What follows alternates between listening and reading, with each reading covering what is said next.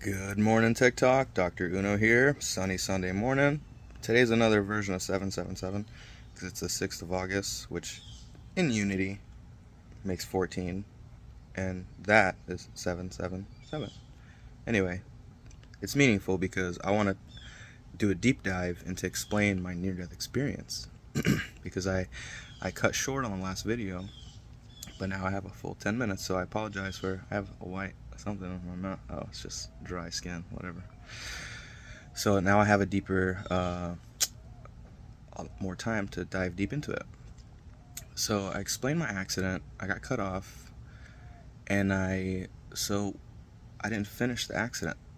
Sorry. So he blindsided. I guess blindsided me. I was in his blind spot and he hit me. So blindsided me. I guess that's blindsided.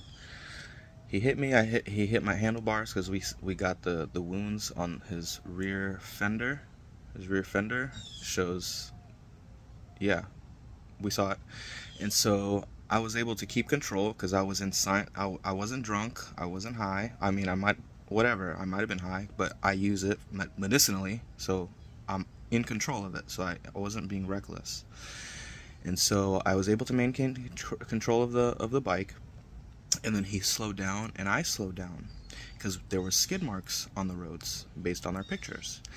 And so as I had my brakes locked, when I hit the curb in front of me, it flung me into his car because I was trying to stop because he had just blindsided me. And so when I hit his car, I broke my clavicle on his mirror. And then I flew because I flew over his car. I flew over his car. So I hit my clavicle here on his mirror because his mirror was broken. There was a huge dent in the side of his car from when the bike or my body hit, whatever, and then I flew over. And then my bike, of course, toppled because we have pictures of my bike. And so that's when I got my brain injury. When I hit my head, I got my brain injury, and that's where my near-death experience starts. My dream state, because video games raised me. You know, I spent my whole life on video games and TV, so that's where my dream state starts. My recovery mode. Oh yeah, recovery mode. Like my brain's a computer, and I went into recovery mode, safe mode. I booted into safe mode. So safe mode for me with my life was always my escape from my trauma, which was video games. So video games and trauma, whatever it may be, that's why like everybody's near-death experience is different because everybody has, your broken heart. When your heart's broken, you have a way to heal it or patch it. You have to patch your broken heart, but because you never heal it. Excuse me.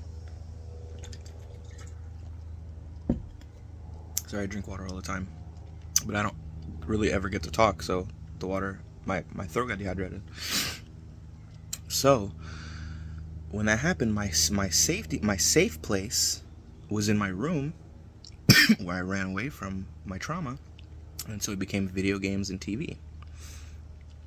So when I went into the dream state, I became it was Batman Arkham Asylum, and I was the Joker in the chair. That's what I remember, but I don't remember them loading me onto the ambulance. I think my dream state started when I was getting taken out of the ambulance. I don't recall. The only thing I recall is them standing up the Joker. Oh, pulling me out of the ambulance. I remember them pulling me out of the ambulance and then putting me in the chair, just like Arkham Asylum Joker. And then so I was able to see Batman next to me, and then I was also able to see it in bird's eye view because I already played that game. So that happened, and I don't remember the talks that we were having or whatever, because it was probably the nurse or the doctors, whatever it may be. I don't remember the conversation because nobody really reads the cutscenes. Nobody reads the subtitles. That's just my justification. I don't remember. Like, I like the action. I don't care about the reading part because I'm autistic. I hate reading. So they brought me into the surgery room in my dream. They brought me into the surgery room, and that's when they started cutting my head open. The scars, they cut my head open. And when they opened it up to relieve the pressure, that's when they lost me on the table. That's why they pronounced me dead. Because this friend I play a game with, she's a nurse, and she said that when people defibrillate you, that's only for TV shows. They don't do that shit. They pronounce you dead, and that's it. So I was pronounced dead. So as in my dream state, it turned into World of Warcraft, the Culling of Stratholme, the fourth version, the last one, the Culling of Stratholme one, where you start. It's in stages, and then Lady Jaina is in front of the tower, and we're all gathered together. The troops, whatever, they're all gathered together before they start around the track to defeat the boss for Culling of Stratholme. That was Jaina. That was when I died. So as I passed that scene, I don't know if I remember if I got through the whole mission, but that's the only relevant part. So when I gathered all my troops, and maybe I did go all the way through it, I don't know. Maybe I had to defeat the final boss in Jaina to come back to life. Because in your mind, time goes way slower. Way slower. That's why when you get drunk, whatever, you take a nap, you can have crazy dreams. But that was in an hour, 2 hours, whatever. So maybe I did finish the mission. Maybe I had to finish. Maybe that's my mind path mission. So I got through Culling of Stratholme, and that's where my dream changed. So that's when I came back to life. Because when my ex-girlfriend found me at the hospital, she went to the hospital. She was like, "Hey, I'm here to see so and so." And she's like, "Oh, are you here to identify the body?" And then she went and talked to the doctor. He said, "Yeah, I lost him on the table. I'm not really sure what happened." So that's what happened. So when I came back to life, that's when I turned into Solid Snake. I became Metal Gear Solid. I started playing Metal Gear Solid Ground Zero, and I became Solid Snake.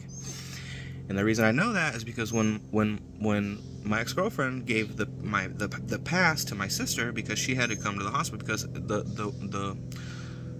it was limited visitation because it was COVID, so only one person could go. My mom was always there, but one visitor could exchange the pass. So my ex-girlfriend gave the pass to my sister. So when I talked to my sister a few days ago, yesterday, 2 days ago, I don't know, she was telling me, I asked her about the accident. I was like, "Danny, I've been working on this. I've been going through the series of phases in my life, and I'm trying to figure out this stuff because my life doesn't make sense anymore, and I'm trying to figure out what's happened." And then she said, when I was in that hospital, I was starting to say Ground Zero, Solid Snake, Commander. So in my mind, I was playing Ground Zero. And the reason that's relevant is because I had just had a brain injury. I couldn't see out of my eye. So physically in my body, I had my head bandaged and I had my eye patched. So, and I looked like Solid Snake in the game. So boot mode, that's God's way of protecting you from all the pain and suffering as your brain recovers. So I didn't feel the catheter.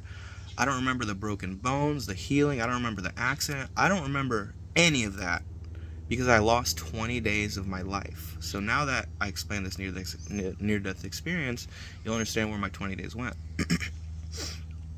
So when I was going through the game, I was in the mission. So every time I would try to do the mission, because I remember being in scrubs, the hospital closed, the bandages, and in my dream, I was running away, trying to get out of the room, because my mission was to escape. It was escape. So every time I got caught and brought back, put back in the bed, it went through the telephone, the game over thing with the commander and me and the nurse. I think it was me in the Metal Gear Solid, and it was like the nurse or one of my sister, whoever was taking care of me was in the other one. So and then when I woke up around the 20th, I woke up like nothing happened, and then that's the missing piece of my motorcycle accident. So go and see the other one. But yeah, that's it. Today's gonna be a beautiful day because let's see where you guys take me. I started my own company. I think my website's there, but my Cash App is there. I do donations only because I do life coaching and business consulting. So I help businesses be better businesses with team building and processes and all that stuff. But that's what I'm trying to do. So peace, love, and light. Later.